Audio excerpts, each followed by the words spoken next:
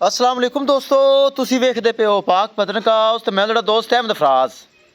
लो जी माशाल्लाह थब्बियां दा वाना red Friesian out class breed ever माशाल्लाह गाए लाइव भी चलाई और जोड़े दे विच भी लगाई सी नाल दी गा खड़ी है। ए माशाल्लाह भरा वीर बहुत अच्छे वीडियो वेख के सफ़र करना शुरू कर दिता और साडे कोल हाज़र हो गए। 4 लाख रुपए डिमांड सी, 3,85,000 रुपए दे विच सौदा तय होया। अल्लाह ताला सोना रब मालकां दे नसीब करे। बड़े भरा वीर मुहब्बत देंदे न, प्यार देंदे न ते असीं भी इंशाल्लाह तामन करने हैं तां कि भरावां नूं गड्डी दा किराया पैंदा है, चल के आंदे न गड्डी ते फिर हट के डाले दा किराया पैंदा है ते लैके जा रहे हैं। असीं भी मुहब्बत करने हैं, भरा भी मुहब्बत करते हैं, साढ़े कोल चल के आए लैके जा रहे हैं। अल्लाह ताला सोना रब मालकां दे नसीब करे। किसी भरा वीर नूं चंगा जानवर 20+ first timer and second timer चाहिदा होवे बाएतमाद गारंटी नाल भरोसे नाल एतमाद नाल परचेज कर सकदा है ते 2 नंबरी हेरा फेरी कतन नहीं है नहीं है नहीं है।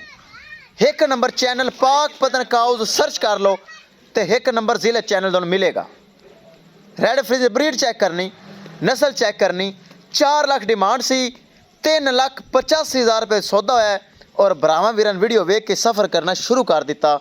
साढ़े कोल चल के आए सफ़र किया माशाल्लाह, गां पास की लैके जा रहे हैं। एक चीज़ क्लीयर करांगे, चेक करना। साढ़े कोल चल के आए बरामद गड्डी का तेल सड़ा है, फिर ड्राइवर का किराया असी तामन किया है। गां 4.5 लाख रुपए की लेकिन 3,85,000 रुपए सेल की है। अल्लाह ताला मालक नसीब करे। किसी मेरे भरा वीर जानवर चाहिए होवे नस्ली और असली तो पाक पतनकाउस सर्च कर लो। जिले पहले नंबर चैनल है और डेली जानवर सेल करता है और अलहमदुलिल्लाह जो जानवर लगता है उड़ जाता है, मिनटा सकिंटा बयाने आने शुरू हो जाते हैं। एक जानवर 4 जगह तो सेल हो जाता है। यह है मयार, भरोसा, एतमाद। विखाइए गड्डी नंबर, एक चीज़ करिए क्लीयर ताकि भरावां वीरा सफ़र करना है तो यह चेक कर लो। शाहजोर गड्डी नंबर BRK 3592, लोकेशन साड़ी अड्डा बुंगा हयात, तहसीलो ज़िला पाक पतन शरीफ।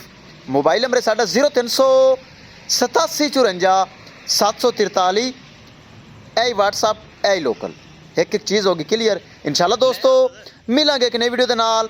अपने फराज दोस्तों दे इजाज़त, अल्लाह निगहबान।